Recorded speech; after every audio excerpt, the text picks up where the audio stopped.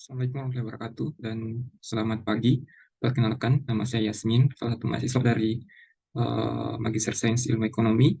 Pada kesempatan kali ini, saya akan mempresentasikan tesis saya yang berjudul Analisis Pengaruh Inklusi Keuangan terhadap Ketahanan Pangan, Studi Kasus Negara Maju dan Negara Berkembang. Tesis ini dibimbing langsung oleh Ibu Sekarutami Setiastuti, SE, MSc, PhD. Adapun motivasi atau latar belakang dari penyusunan tesis ini, yang pertama, adanya fakta bahwa kerawanan pangan masih merupakan isu global dan masih banyak negara-negara di dunia yang sebagian besar menghadapi masalah kerawanan pangan ini. Menurut survei dari PBB tahun 2022 mengatakan bahwa sekitar 2,4 miliar orang atau 30% populasi dunia itu masih tidak memiliki akses yang memadai terhadap pangan. Nah, temuan dari Bawadi et al. 2012 dan Seifried et al. Tahun 2020 mengatakan bahwa salah satu faktor kunci masalah kerawanan pangan ini adalah tidak tersedianya lahan pangan. Oleh karena itu, berdasarkan fakta-fakta inilah kami termotivasi untuk melakukan penelitian terkait pengaruh inklusi keuangan terhadap ketahanan pangan itu sendiri. Selanjutnya untuk gap literaturnya, di sini dijelaskan bahwasanya masih ada konsensus atau ketidakselarasan terkait dengan temuan penelitian yang membahas inklusi keuangan terhadap ketahanan pangan. Sebagai contoh, Baborska et al. Tahun 2018 dan Nepal Neupane 2022 itu menemukan bahwa inklusi keuangan itu memiliki pengaruh yang signifikan atau mampu mengurangi masalah atau tidak mampu mengurangi masalah kerawanan pangan. Namun di sisi lain, temuan dari Lewis et al. 2017, Lewis and Watsdar 2016 dan Kuhl et al. Tahun 2024 itu menemukan yang sebaliknya, di mana mereka berargumen bahwa dengan ada inklusi keuangan itu mampu mengurangi masalah kerawanan pangan. Kebaruan atau novelty penelitian ini mencuat dari upaya untuk memahami perbedaan dalam dampak inklusi keuangan terhadap ketahanan pangan antar negara maju dan negara berkembang, serta mempertimbangkan variabel DAMI COVID-19 sebagai faktor moderasi. Lebih lanjut, dengan adanya variabel DAMI ini, penelitian tidak hanya menangkap variasi dampak inklusi keuangan sehubungan dengan ketahanan pangan, tetapi juga secara eksplisit itu memperhitungkan konteks krisis pandemi.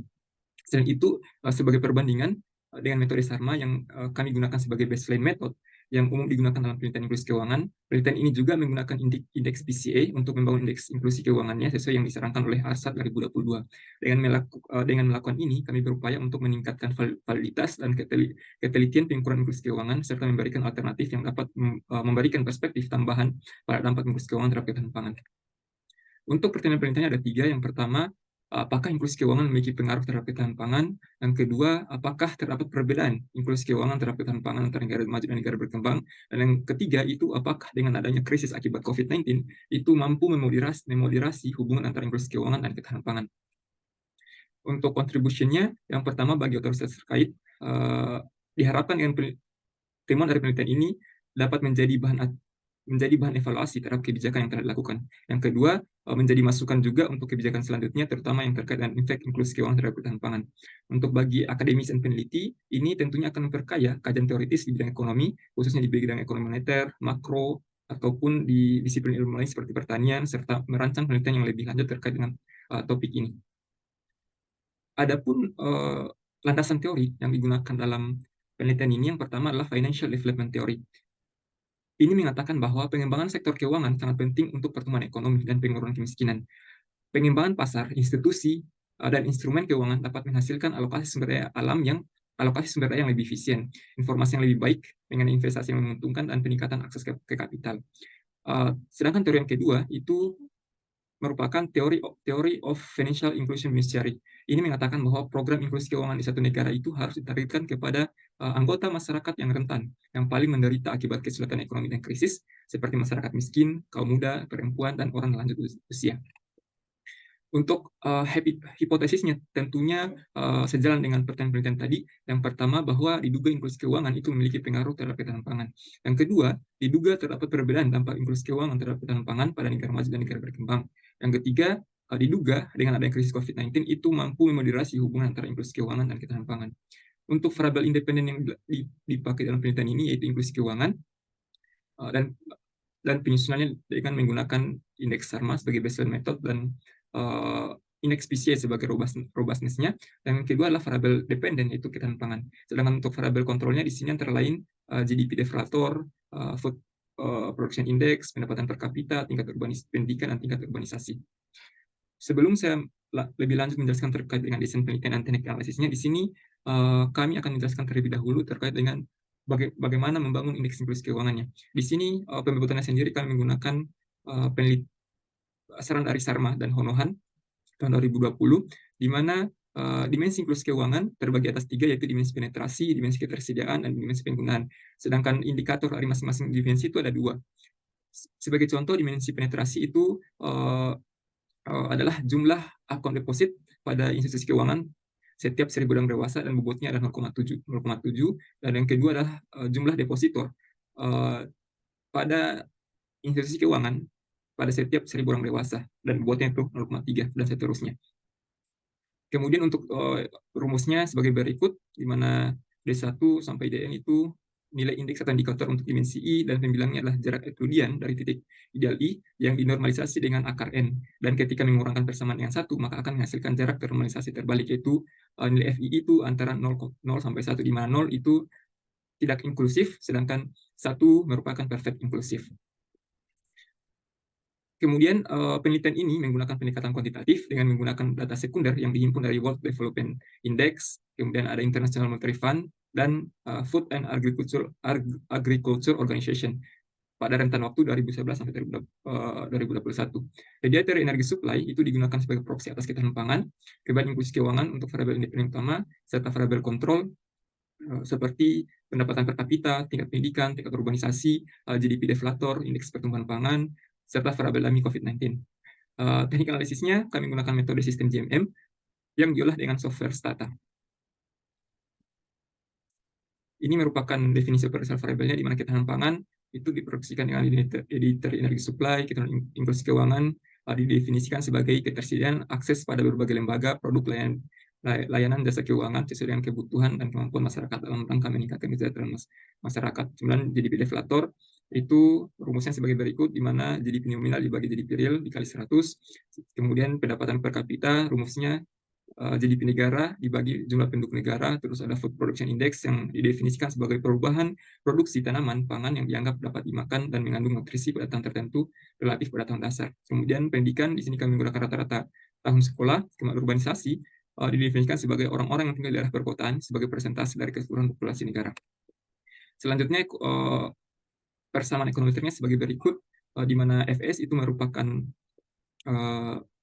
ketahanan pangan atau food security sebagai variabel dependen, FST-1 itu merupakan ketahanan pangan pada tahun sebelumnya, kemudian FII menunjukkan Financial Inclusion Index sebagai variabel independen, FII kali COVID-19 itu merupakan variabel interaksi antara inklusi keuangan dengan COVID-19, kemudian Z itu merupakan vektor variabel kontrol, COVID-19 merupakan dami COVID, di mana 1 ketika terjadi COVID-19 dan 0 ketika tidak terjadi COVID-19. Beta 0 intercept, beta 2, beta 3, beta 4, beta 5 parameter untuk setiap variabel, dan mu adalah idiosyncratic error, I menunjukkan unit projection dalam hal ini negara, dan T menunjukkan unit time series-nya. Adapun alasan kenapa kami menggunakan model data panel dinamis, yang pertama adalah mempertimbangkan endogenitas, yaitu adanya korelasi antara variabel dependent dan error. Dengan menggunakan model data dinamis, masalah endogenitas ini dapat terakomodir tentunya dengan menggunakan variabel instrumen itu sendiri.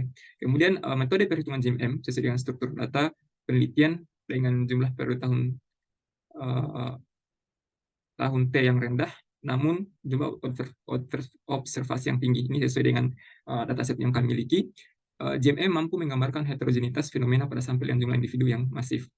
Kemudian Romilo tahun 2018 menunjukkan bahwa data panel yang dinamis itu lebih unggul dalam melakukan penyesuaian dibandingkan OLS apabila perhitungan mengikut sertakan efek individual dari sampel. Nah, perhitungan pada penelitian dilakukan dengan menggunakan estimator two-step GMM. Hal ini karena secara statistik two-step GMM memiliki varian asimptotik.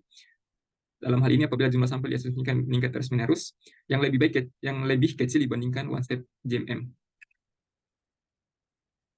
Kemudian sebelum saya menjelaskan terkait dengan hasil estimasinya, penggunaan sistem GMM di sini harus memenuhi beberapa uji. Yang pertama adalah uji korelasi person. Ini untuk melihat apakah terdapat indikasi multikolinearitas antar variabel.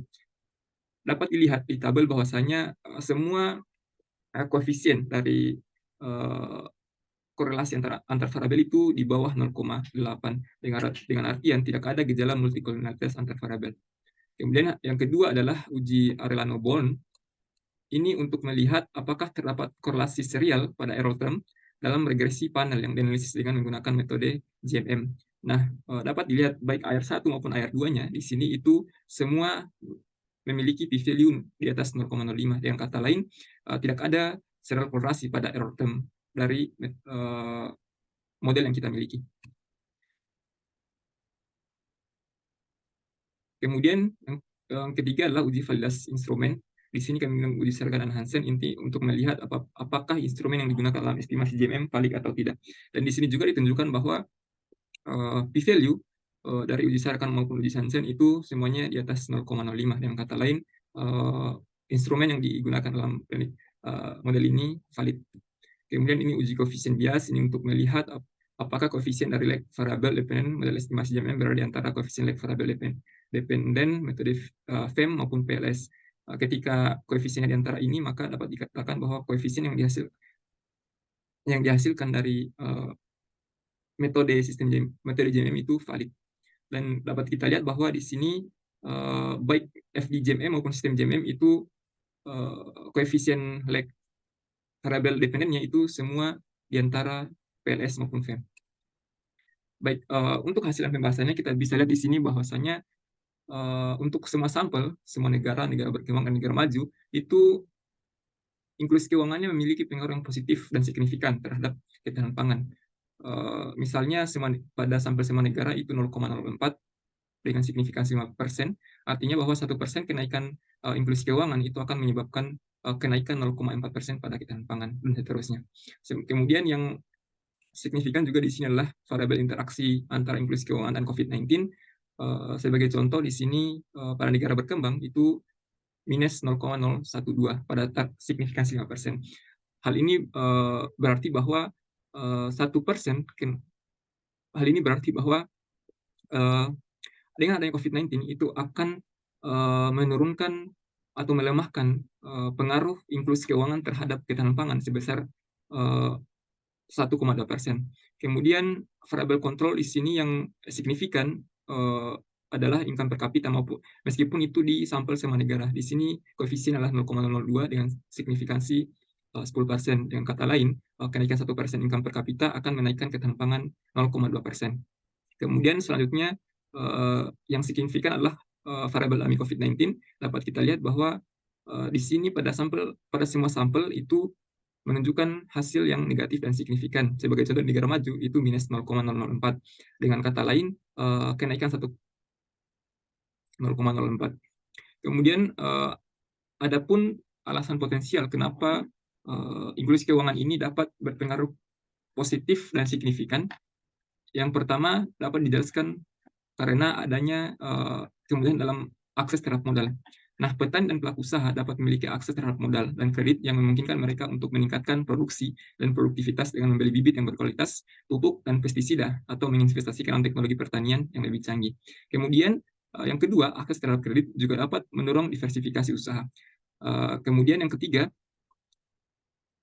adanya tools seperti asuransi pertanian ini juga dapat melindungi para petani terhadap shock yang rentan terjadi pada waktu-waktu tertentu. Kemudian yang keempat, inklusi keuangan juga dapat mewadahi para pelaku usaha untuk berinvestasi dalam teknologi pertanian yang lebih efisien dan berkelanjutan.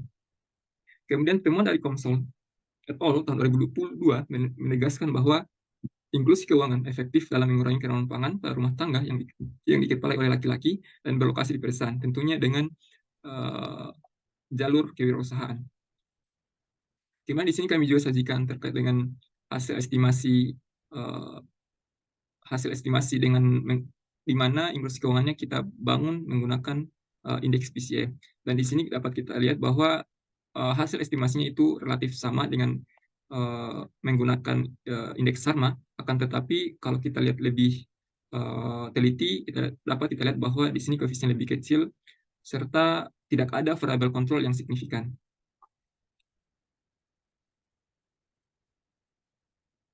Nah, untuk kesimpulannya dapat ditarik bahwa secara global inklusi keuangan telah secara efektif dalam meningkatkan ketahanan pangan di dunia.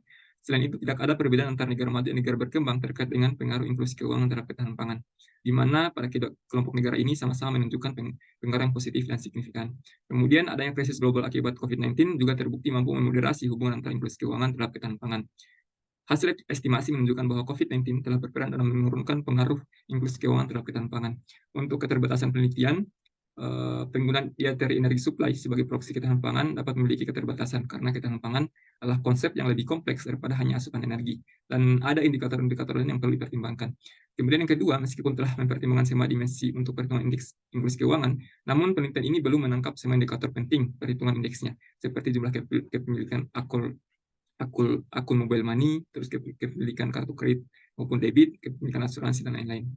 Untuk implikasi kebijakannya, yang pertama, peningkatan layanan keuangan seperti rekening bank, kredit, asuransi tentunya perlu ditingkatkan lagi, terutama pada masyarakat yang tinggal di negara berkembang, serta tinggal di daerah pedesaan dan terpencil.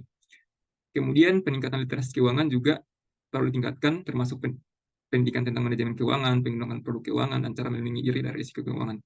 Kemudian mengurangi ketimbangan gender alokasi yang mencakup pelatihan dan pendidikan finansial khusus untuk perempuan misalnya, serta dukungan keuangan untuk usaha mikro daerah dan terpinggirkan.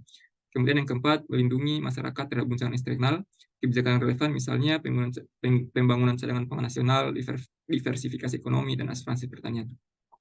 Untuk saran kebijakan selanjutnya, misalnya analisis komparatif dapat difokuskan dalam analisis komparatif dari berbagai benua atau wilayah yang berbeda, dapat dilakukan dengan menggunakan indeks inklusi keuangan dan ketahanan pangan. Kemudian yang kedua, diperluas dengan memasukkan beberapa variabel lain seperti angka kematian bayi, emisi karbon, investasi asing, dan sebagainya. Kemudian menggunakan proksi ketahanan pangan yang berbeda dan indeks ketahanan pangan yang juga dapat dikembangkan untuk dampaknya terhadap variabel-variabel yang berbeda. Baik, mungkin itu saja yang dapat kami jelaskan. Atas perhatian, terima kasih. Apabila ada pertanyaan lebih lanjut terkait dengan penelitian kami, bisa email kami pada alamat email berikut. Terima kasih. Assalamualaikum warahmatullahi wabarakatuh.